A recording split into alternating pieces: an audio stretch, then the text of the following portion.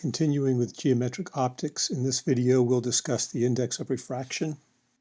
As we already know, in a vacuum, all electromagnetic waves propagate at speed c, 3 × 10⁸ meters per second. But in a medium, their propagation speed is less. The ratio of light speed in a vacuum to its speed in a medium is the index of refraction, where c is of course the speed of light, and v sub n is the speed of light in medium n. Notice about the index of refraction. The index of refraction is primarily a property of the material with a small dependence on frequency that we'll get to in another module. The index is unitless. As you can see in the equation, it's a ratio of the speeds, and so the units would cancel. And then also from the equation, you can see that it must be greater than or equal to 1, because the speed of light cannot be faster than c, and so that makes the index greater than or equal to 1. Some example indices. In a vacuum, the index would be 1, and you can see that from the equation because the ratio would be c over c. In air, it's very close to 1. In liquid pure water, it's 1.33, but for ice, it's 1.31. So we can see here that there's a dependence on the state, and not only that, there's a dependence on the temperature and the pressure of the material as well. And as we said before, there's a small dependence on frequency. And then crown glass is 1.52, and there are many different types of glass, so this would just be one of them. And then a listed diamond because it's one of the largest indices that's available.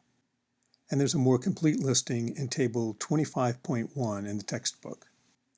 3 key variables of light are speed, frequency, and wavelength, and they're all related by this equation that we've seen before. It's important to recognize what each variable depends on, and for that matter, what it doesn't depend on.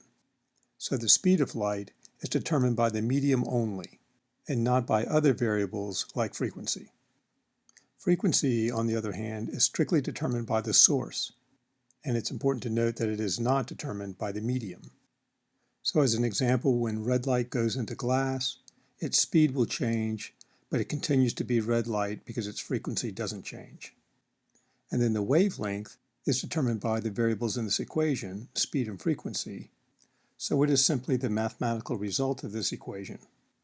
Using this equation, it's convenient to rewrite the index of refraction equation like this. So we'll start with the original equation, and then we'll substitute in the equation that we just looked at. So if it's applied to medium n, then we'll give these variables n subscripts, except for the frequency, which is not medium dependent. And we'll substitute that in, and then I'll write the speed equals frequency times wavelength again, but I'll apply it in a vacuum. So the speed is c, and then we have the frequency times the wavelength in a vacuum. And so I've given it a naught subscript to indicate that it's in a vacuum.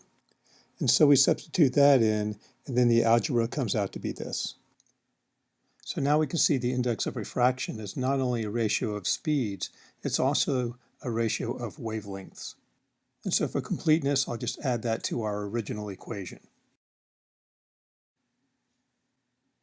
And now going back down, we can derive a couple more useful forms of the equation. Say we have 2 media, 1 and 2, and the ratio of their indices would then be n1 over n2.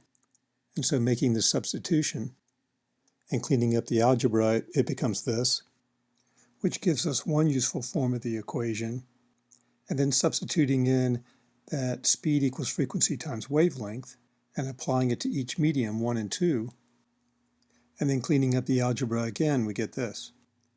And so summarizing that result, which gives us the ratio of the indices to the change in the speed and the change in the wavelength of light as it goes from one medium to another. Okay, that's it. The end of the video on the index of refraction.